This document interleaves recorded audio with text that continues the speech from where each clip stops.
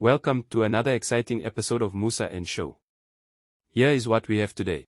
Sanibona nizokhumbula ukuthi kule nyanga ephelile kunensizwa ey'khansela lase-North West kwathi uThabiso mangicabanga owayekhuluma-ke ngoFloyd ezethi bona akasabi muntu yena.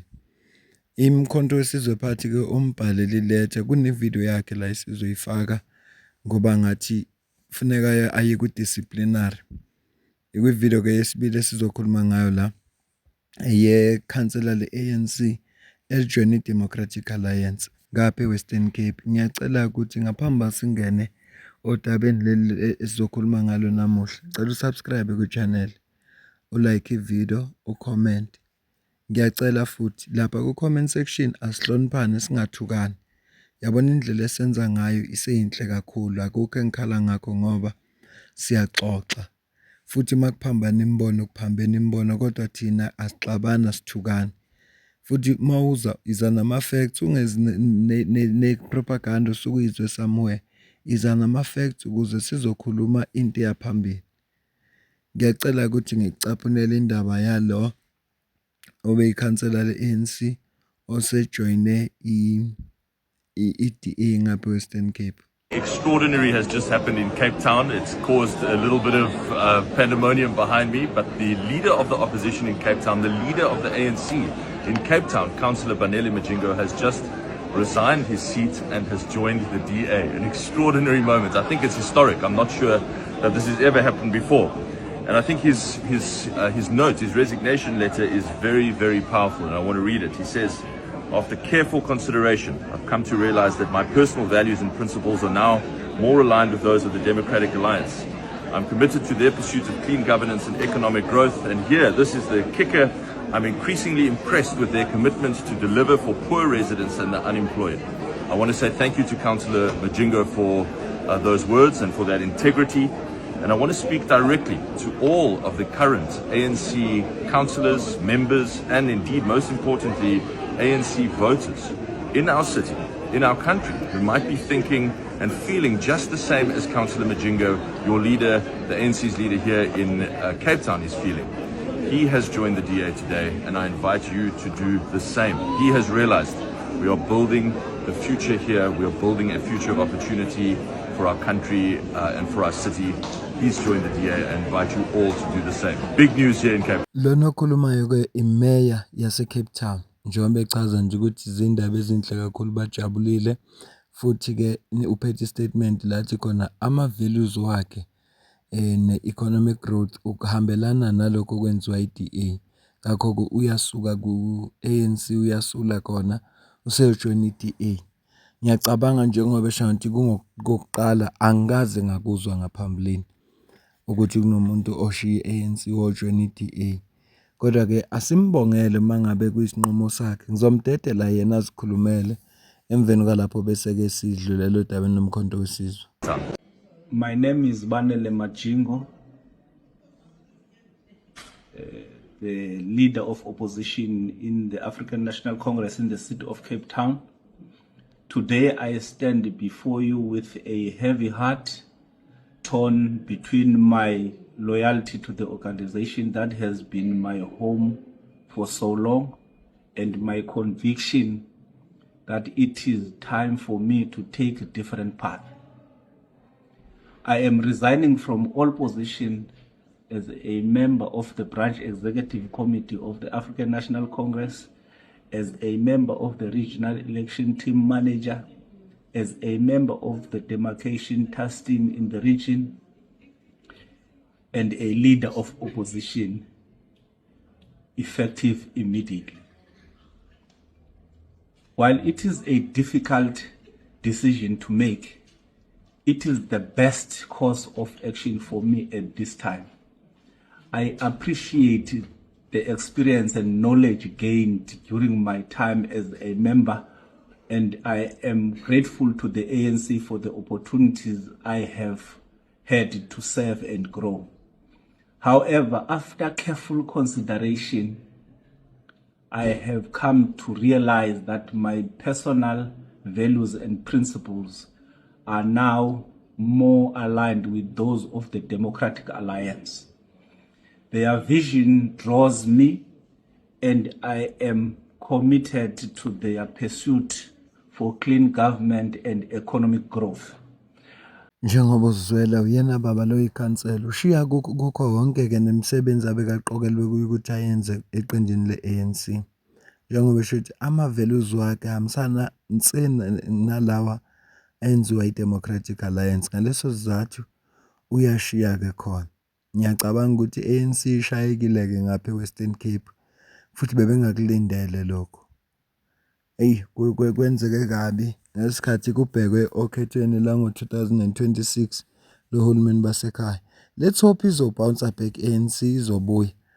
Asethembe ukuthi izovuka emveni kwale senzo sonke. Asingeneni kodabeni lomkhonto wesizwe party. Ngicela ukukudlalela ivideo bese ngigcina ngestatement. Commander morning. Ngate Mokotedi, a deployee of Northwest. You know very well gore the SG after a pronounce a structure sa hwelwena. You said on the media, Larry, whoever or the structure must object it. So object the structure.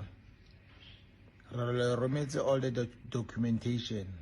Ramala Comrade John Lela. Objection yarona. I see attendee that they deploy you on Northwest and that they Mokotedi. I was assaulted. Ke assaultiwa ke ngwana wa coordinator ya MK mo Northwest le appointileng ya lona. Ngwana o is a member of ANC. Akere ke go file report. Abeka go reportela ntate Mokotedi wena convener di deployee gore I was attacked during the proceedings of the council. Ka attack again deployee ya lena. I mean ka attack again coordinator ya lona le mapointileng. So now I reported the matter to you and Comrade Floyd and Comrade Magazela. Formally, but now, because of a video, and you want to write a letter to me, or you want to discipline me with six charges. That them go dead.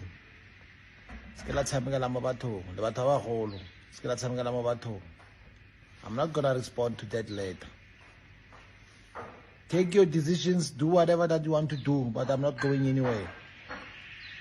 I'm not going anywhere. Njengoba umuzwa kuThabisa ilo wayeclaim ukuthi uspende about 700 and something thousand rand for umkhonto wesizwe. Uthi-ke lana uyifakile icomplaint yakhe ngathi ayi-attendwanga kodwa manje ngenxa yevideo ayenzile sebemthumelele iletha ukuthi funeka aye ku-disciplinary. Uthi yena ngeke azaye lapho. Afuna bakwazi ukuthi yena akayindawo yena ngeke azayiphendule kwaleyo letter leyo. Asingene kuleyo letter sizwe ukuthi njengoba kuthiwa awu6 lamacala la kawenzile acharge lona afunelwa wona ku-disciplinary athini sizwe ukuthi bathi wenzeni. Iyona-ke iletha le yathi uThabisa ngeke ayiphendule iphuma ku-National Disciplinary Committee hearing yomkhonto wesizwe party konodaba phakathi komkhonto wesizwe nommangalelwa okuThabiso Molife. I-notice bathi-ke isihloko sithi notice in terms of section 6 in bracket 4 we-code of conduct ukuthi akathumele naye izethulo zakhe ingakapheli i-48 hours. Number 1 bathi bayamazisa ukuthi i-National Prosecutor yomkhonto wesizwe party ithole i-complaint ngaye through office ka-Secretary General in terms of section 6 in bracket 2 kanye no section 6 in bracket 3 we-code of conduct womkhonto wesizwe party. Okwesibili okufuneka kuqaphele ukuthi i-National Prosecutor inejoka lokuthi imnikeze ithuba lokuthi ethule izethulo zakhe engakapheli 48 hours njengoba etholele notice achaza ukuthi kungani lelo daba kungafanelanga kube khona i-disciplinary inquiry against yena. Number 3, futhi okunye kufuneka kwazi ukuthi lezi nsolo asolwa ngazo zibhaliwe ku-Annexure 1. Bathi National Prosecutor ke izothi mayisilalele izethulo bese iyethatha isinqumo sokuthi iyaqhubeka ne-disciplinary noma not, kodwa lokho izokwenza emveni kuba yena esefakile izethulo zakhe. Bathi abazithobayo sayiniwe i-Office le-National Prosecutor, i-MK Party. Bayikhiphe le ncwadi ngomhla ka-20 kuMarch. Siyazi ukuthi lelo office lelo liphethwe u-Advocate uDali Mpofu. Nansi-ke ilist yamacala abekwe wona ukhansela lo Thabiso Molefe. Eyokuqala, bathi ucommit i-offense in terms of section 3 in bracket A we-Code of Conduct ukuthi intentional uphikisane nesinqumo salaba abaphethe abavumelane ngaso ngokwe-leadership. Bathi ngomhla ka-13 kuMarch 2025 uposte ivideo ku-social media la akhulume khona ukuthi ubesenkandla futhi waqhubeka wathi yena ngeke asebenzisane nama-leaders a-appointiwe lapha eNorth-West okubalwa kuwo uComrade Alfred Motsi, Comrade Busa Lidwaba and uComrade John Big John Bhele. I-offense esibili, bathi wenze icala-ke in terms of section 3 in bracket D we-Code of Conduct womkhonto wesizwe party ukuthi usebenzise ulimi lenenhlamba towards imember womkhonto wesizwe party. Bathi ngomhla ka-27 kuFebruwari usebenzise inhlamba uyibhekise ku-Secretary General womkhonto wesizwe party uComrade Nyeko Floyd Shivambu kuyivideo oyifakile kuma-WhatsApp group ehlukene ase-North-West Province. And le video yahamba yacirculate kakhulu ku-social media. Athi wena ungachukuluzwanga muntu, uthe kuFloyd Shivambu, angikwesabi futhi angeke ngize ngikwesabe. Icala lesithathu, bathi-ke wenza icala in terms of section 3 in bracket I we-Code of Conduct womkhonto wesizwe party ukuthi ngokwenhloso yakho ucwase ama-members womkhonto wesizwe party abuya kwamanye ama-political party and uyazi ukuthi loo nto leyo ayitholerate la eqenjini.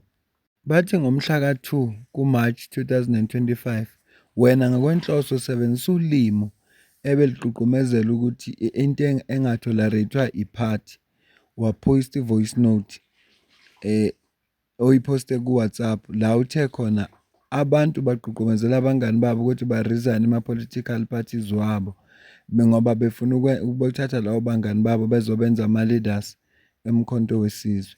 Bayaqhubeka-ke bathi wena ubuclear ureference ukubekwa ka-Mr. Alfred Motsi obeyilunga le-EFF ose-appointiwe as u-provincial convener wase-North-West. Waqhubeka futhi wena kuleyo voice note wathi i-structure lesi asibekwanga ngokomthetho si-illegal and wena ngeke ukwazi ukusupporta ama-leaders lawo ubekelwe wona. Icala lesine, bathi-ke wenza icala ngokuka-section 3 in bracket Q we-Code of Conduct womkhonto wesizwe party. Bathi nje ukwenze ngamabomu, waziphatha ngendlela le eletha uqhekeko ephazamisa ubumbano kwi-political party. Bathi wena you deliberately and unprovoked posted i-voice note ku-WhatsApp la uthe khona mtshela uFloyd ukuthi akekho ozothinta i-membership yaku-Ward 5. Bathi-ke icala lesihlanu, wena ukhanda i-offense in terms of section A in bracket 10 we-Code of Conduct of Public Representative yomkhonto wesizwe party ukuthi usuke wena ngaphandle kwemvumo noma ungaxhumananga ne-national or nama-national officials wavele wahamba wena wayobonana nopresident. Bathi ngokwenhloso yakho ngaphandle kwemvume from i-national official uvele wasuka wayenkandla wahamba khona waba nengxoxo benazo nopresident waposta ku-social media ukuthi uvakashele enkandla wabonana nopresident. Icala lesithupha, bathi-ke uphula umthetho in terms of section 3 in bracket W we-Code of Conduct womkhonto wesizwe party ukuthi ucekele phansi isithunzi wathunaza ne-reputation yomkhonto wesizwe party. bathi suke lapho ungachukuluzanga muntu, wakhipha uxhaxha lama-post ku-social media la uthi uma uwafunda noma uwehlukanisa noma uhlanganisa enenhlamba futhi ecekela isithunzi sama-leaders omkhonto wesizwe party, lokho okuletha ukwehlukana phakathi kwama-members womkhonto wesizwe ngoba sekufuneka manje bakhethe inhlangothi. Lokho-ke okudamage i-reputation yomkhonto wesizwe. Iwona-ke la amacala abekwe wona uThabiso emveni kwazo zonke izinto azikhulumile. Siwenzile ama-video ngaye eqala ukukhuluma esho khona-ke sabe muntu futhi akekho umuntu ozomenza utho. Abakwenzile-ke kuyo yonke lento abamkhothela yona mhlambe njenge-paragraph 1 icala lokuqala, uma bethi uphosta ivideo bayi-attachile leyo video. Uma bethi uthumela i-voice note bayi-attachile leyo voice note. Uma bethi ucirculate ama-post ku-social media bawa-attachile. Yingakho kufuneka nayo ayopresent i-case yakhe.